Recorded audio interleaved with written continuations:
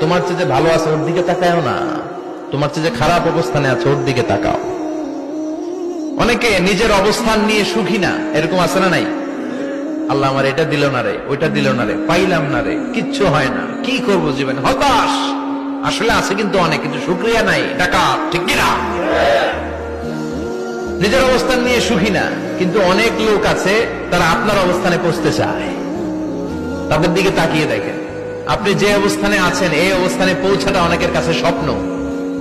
তারা প্রতিনিয়ত সংগ্রাম আর স্ট্রাগল করে যাচ্ছে আপনার অবস্থানে পৌঁছতে, আর আপনি এটা নিয়ে সন্তুষ্ট না।